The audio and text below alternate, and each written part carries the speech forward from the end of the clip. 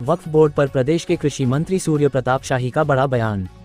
संसद में पास हुए वक्फ बोर्ड बिल को लेकर उत्तर प्रदेश के कृषि मंत्री सूर्य प्रताप शाही ने बड़ा बयान देते हुए कांग्रेस व सपा की सरकारों द्वारा भ्रम फैलाया जा रहा है कि ये किसी विशेष धर्म के खिलाफ विधेयक हैं, जो कि ये गलत हैं। वक्फ बोर्ड द्वारा गलत तरीके से नाजायज कब्जा किया जा रहा था। इसी का समर्थक रहे हैं विपक्ष के लोग। इन्हीं लोगों ने देश में अराजकता फैलाने, देश में आतंकवाद इन्हीं के कारण हुआ। जो सरकारी भूमि खाली है वह हमारी है के नारे इन्हीं के द्वारा लगाए जाते थे। ये बातें प्रदेश के कृषि मंत्री सूर्य प्रताप शाही ने देवरिया जिले के हेतिमपुर नगर पंचायत क्षेत्र में 350 करोड़ से ज्यादा की परियोजना के शिलान्यास कार्यक्रम में मुख्य अतिथि के रूप में पहुंचे। इस दौरान हेतिमपुर नगर पंचायत अध्यक्ष व जिलाधिकारी दिव्या मित्तल सहित बड़ी संख्या में लोग उपस्थित रहे।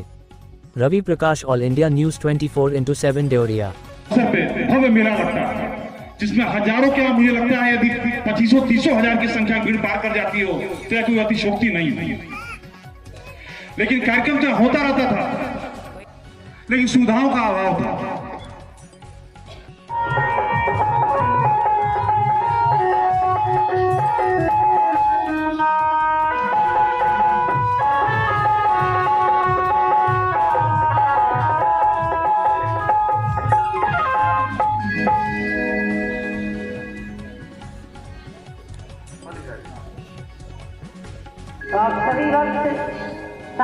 काम किया यही के कोटवा और बावन मोर्चा के लोगों का समाजवादी पार्टी के राज्य में करोड़ों रुपए का, लगभग 18 करोड़ रुपए के बकाया थे। आज हमारी सरकार में इस साल जिन लोगों ने गन्ना गिराया है उनका भी भुगतान तुरंत हो जाता है। 10 दिन से लेकर के 15 दिन के भीतर ये लोग काम करता है। यही तो राम राज्य। वो लोग कहते हैं कि ये राम राज्य, ये राम का मंदिर खाली बनाते हैं। ये लोगों के भीतर धार्मिक जो है वो विभेद पैदा करने की कोशिश करते हैं।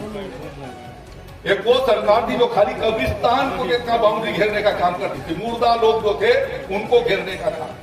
कम से कम हमारी सरकार को जो है वो जिन लोगों की वजह से हमारे देश की पहचान है, ऐसे महापुरुषों को, ऐसे भगवानों के स्थान को, ऐसे तीर्थस्थलों को विकसित करके और आम लोगों की श्रद्धा को समर्पित करने का काम कर रही है।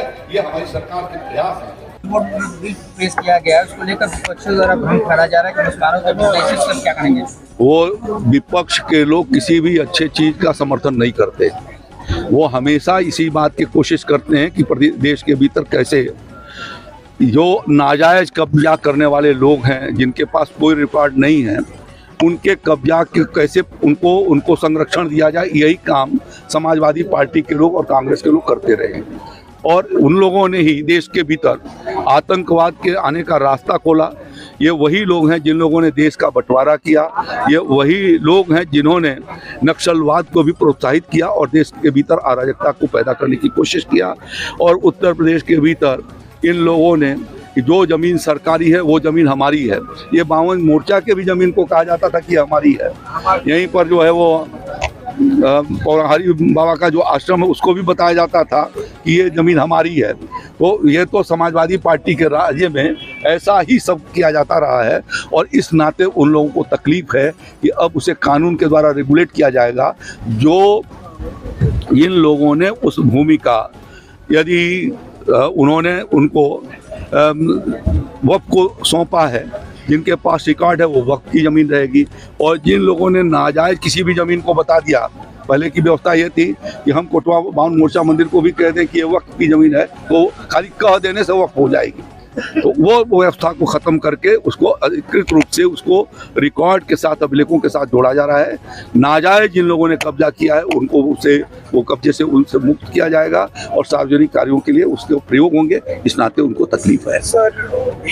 जो शिलान्यास कार्यक्रम हुए हैं उसमें सांस्कृतिक रूप से जो महत्वपूर्ण चीज़ें थीं, जैसे सांस्कृतिक और धार्मिक रूप से महत्वपूर्ण चीज़ें थी, उनका जो विकास कैसे हो सके इसका एक प्रयास किया गया था। उस प्रयास के उपरांत लगभग 2.5 करोड़ की परियोजनाओं का शिलान्यास बावन मोर्चा मंदिर पर हुआ, जिससे देवी माता के स्थान का सौंदर्यीकरण होगा और वहाँ जो श्रद्धालु आते जाते हैं उनको किसी कठिनाइयों का सामना न करना पड़े, इसका लिए ध्यान दिया गया है। इसके साथ ही साथ एक कोटवा वन मोर्चा में एक पार्क की भी स्थापना की जाएगी, जिसमें लोगों को अच्छा वातावरण मिल सके घूमने के लिए। इसके साथ ही साथ वार्ड नंबर 8 में एक जो है लाइब्रेरी की स्थापना की जा रही है, जिससे लाइब्रेरी के जो पढ़ने वाले बच्चे हैं या जो लोग पढ़ाई में रुचि रखते हैं वो बैठकर और किसी भी प्रकार के सब्जेक्ट में अपना जो है पढ़ सकें, इसकी समुचित व्यवस्था की जाएगी। लगभग 2.5 करोड़ की परियोजनाओं का कल शिलान्यास हुआ।